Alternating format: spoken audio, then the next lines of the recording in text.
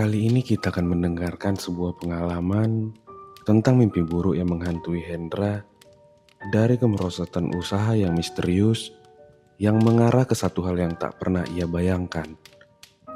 Siapkan diri kalian karena kisah ini akan membuat kalian tidak bisa tidur.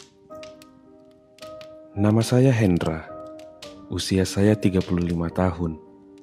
Sejak 10 tahun lalu, saya menjalankan usaha daging sapi di pasar tradisional di kota saya. Alhamdulillah, usaha saya berjalan cukup baik. Saya punya pelanggan tetap, dan penghasilan saya cukup untuk menafkahi keluarga. Saya selalu menjaga kualitas daging dan berusaha memberikan pelayanan terbaik kepada setiap pembeli. Namun, sekitar beberapa bulan belakangan ini, ada yang aneh dengan usaha saya. Tiba-tiba saja, pembeli tidak seramai biasanya. Padahal, harga daging saya tidak naik, kualitas tetap terjaga, dan saya tetap berjualan seperti biasa. Pesaing saya di pasar juga tidak ada perubahan yang signifikan. Tapi, entah kenapa, lapak saya jadi seperti tidak terlihat.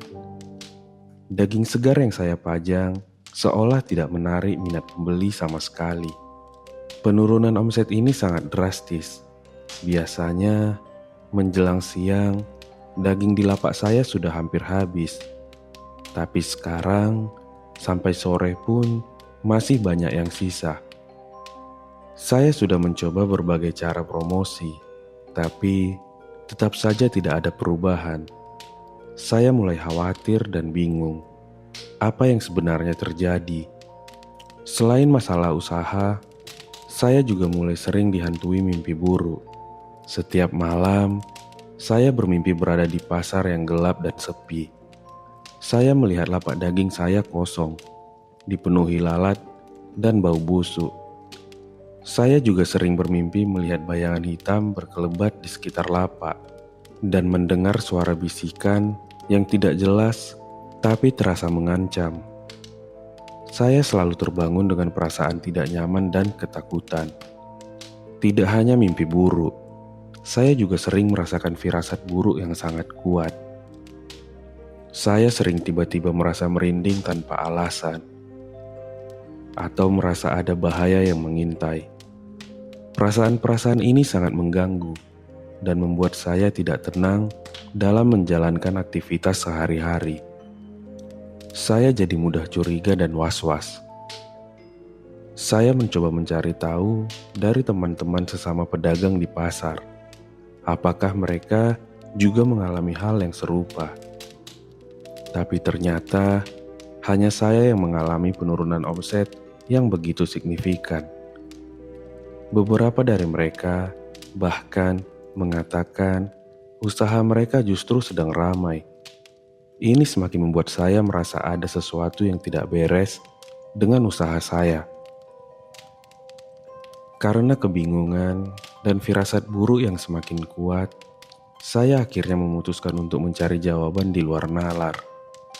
Meskipun saya bukan orang yang terlalu percaya pada hal-hal gaib, tapi dalam kondisi seperti ini, saya merasa tidak punya pilihan. Saya teringat cerita tentang seorang dukun yang tinggal di luar kota, yang katanya mampu menangani masalah-masalah seperti ini. Dengan berat hati, saya meminta izin istri dan pergi menemui dukun tersebut. Rumah dukun itu terletak di tempat yang terpencil. Suasananya terasa sunyi dan angker. Dukun itu seorang pria tua dengan tatapan mata yang tajam dan penuh misteri. Saya menceritakan semua permasalahan saya, mulai dari penurunan omset yang drastis, mimpi buruk, hingga firasat buruk yang terus menghantui.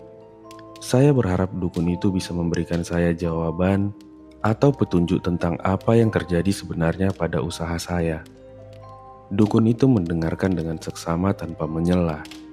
Setelah saya selesai bercerita, dia terdiam sejenak, lalu menatap saya dengan tatapan yang sangat sulit saya artikan.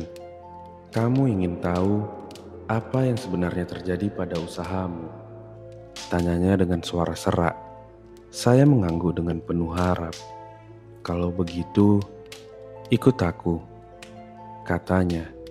Lalu berjalan menuju sebuah ruangan di belakang rumahnya. Ruangan itu remang-remang, hanya diterangi oleh beberapa lilin yang menyala. Di tengah ruangan, saya melihat beberapa sesajen, dupa yang mengepul, dan sebuah boneka kecil yang terbuat dari anyaman janur. Dukun itu kemudian mengambil beberapa foto dari bawah meja. Saya terperanjat melihat foto-foto itu. Itu adalah foto-foto para pedagang daging lain di pasar, termasuk Pak Jono, salah satu pesaing terberat saya. Malam ini, ada yang datang padaku meminta bantuan untuk menjatuhkan usaha pesaingnya. Sambil menunjuk foto Pak Jono, "Kamu akan melihat sendiri bagaimana cara kerjanya." Saya menyaksikan dengan mata kepala sendiri proses santet yang mengerikan itu.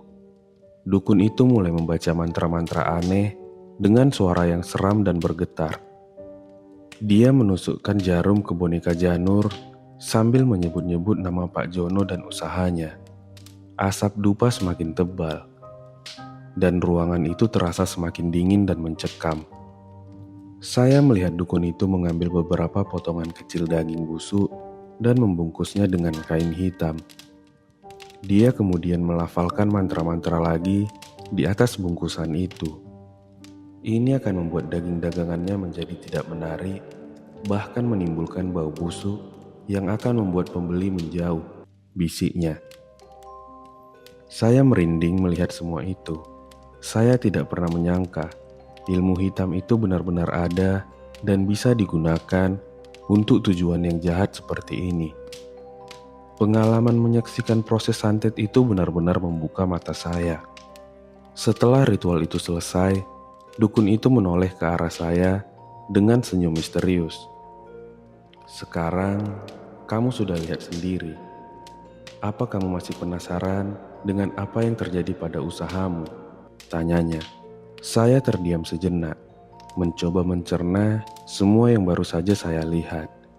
Seketika, saya tersadar. Penurunan omset yang drastis, mimpi buruk tentang lapak yang kosong dan bau busuk, firasat buruk yang terus menghantui, semua mengarah pada satu kesimpulan yang mengerikan. Usaha saya juga pasti menjadi target santet dari seseorang di pasar. Siapa lagi kalau bukan Pak Jono sendiri? Dia selalu terlihat tidak senang dengan kesuksesan usaha saya. Mungkin dia merasa iri atau tersaingi dan memilih jalan pintas yang licik dan keji ini untuk menjatuhkan saya. Saya kembali ke rumah dengan hati yang penuh kecemasan dan ketakutan. Kenyataan bahwa usaha saya diserang dengan ilmu hitam terasa sangat berat. Saya tidak tahu harus berbuat apa. Saya merasa tidak berdaya menghadapi kekuatan gaib yang tidak terlihat ini. Saya menceritakan semua yang saya lihat dan rasakan kepada istri saya. Awalnya, dia tidak percaya. Tetapi, setelah melihat betapa ketakutannya saya dan mengingat semua kejadian aneh yang menimpa usaha saya, dia akhirnya percaya dan merasa sangat khawatir. Kami berdua memutuskan untuk mencari pertolongan yang benar. Kami tidak ingin membalas dengan cara yang sama. Kami yakin perbuatan jahat pasti akan mendapat balasannya sendiri. Kami ingin mencari perlindungan dari Tuhan dan berusaha memutus ikatan gaib yang menyerang usaha kami. Kami mendatangi seorang ustadz di kampung kami yang dikenal bisa membantu mengatasi masalah-masalah seperti ini. Saya menceritakan semua yang saya alami, termasuk pengalaman saya menyaksikan proses santet di rumah dukun. Ustadz itu mendengarkan dengan sabar. Beliau menjelaskan bahwa ilmu hitam itu memang ada dan bisa memberikan dampak buruk bagi orang yang menjadi targetnya. Beliau juga mengingatkan kami untuk tidak takut berlebihan dan selalu mendekatkan diri kepada Tuhan. Ustadz itu kemudian memberikan kami beberapa amalan doa yang harus kami lakukan setiap hari. Beliau juga memberikan air ruqyah kepada kami. Dan juga ia menyarankan kami untuk lebih banyak bersedekah dan membantu sesama. Kami melakukan semua itu dengan tekun dan penuh keyakinan. Setiap pagi sebelum membuka lapak, saya selalu membaca doa-doa yang diajarkan Ustadz dan memercikkan air ruqyah. Saya juga berusaha untuk tetap sabar dan ikhlas dalam menghadapi cobaan ini. Perlahan tapi pasti, perubahan mulai terlihat. Setelah beberapa minggu rutin melakukan amalan doa dan menggunakan air ruqyah, usaha daging saya mulai menunjukkan perkembangan positif. Pembeli mulai berdatangan kembali, meskipun belum seramai dulu. Tapi setidaknya ada harapan dan semangat baru untuk terus berjuang.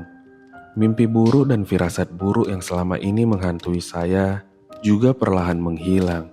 Saya merasa lebih tenang dan damai dalam menjalankan aktivitas sehari-hari. Saya yakin perlindungan Tuhan selalu menyertai kami. Saya tidak pernah membalas perbuatan Pak Jono. Saya memilih untuk memaafkan dan fokus pada pemulihan usaha saya. Beberapa waktu kemudian, saya mendengar kabar bahwa usaha Pak Jono justru mengalami penurunan yang sangat drastis. Banyak pelanggannya yang mengeluh atas kualitas dagingnya yang menurun dan sering tercium bau tidak sedap. Saya tidak tahu apakah ini ada hubungannya dengan santet yang dia lakukan atau bukan.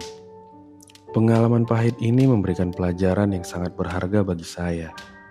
Saya sekarang semakin yakin bahwa kekuatan doa, keimanan, dan keyakinan kepada Tuhan jauh lebih besar dari segala bentuk ilmu hitam, termasuk ilmu santet. Kita harus selalu mendekatkan diri kepadanya dan memohon perlindungan dari segala macam kejahatan yang terlihat maupun tidak terlihat. Kini, usaha daging saya sudah mulai stabil kembali. Saya bersyukur atas semua yang telah saya lalui.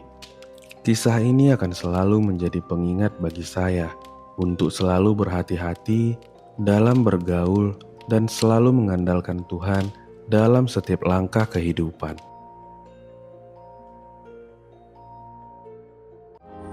Terima kasih buat kalian yang masih mendengarkan Siniar Seram di Radio Tengah Malam. Jangan lupa klik tombol berlangganan atau share ke teman kalian. Terima kasih, sampai bertemu di Siniar berikutnya.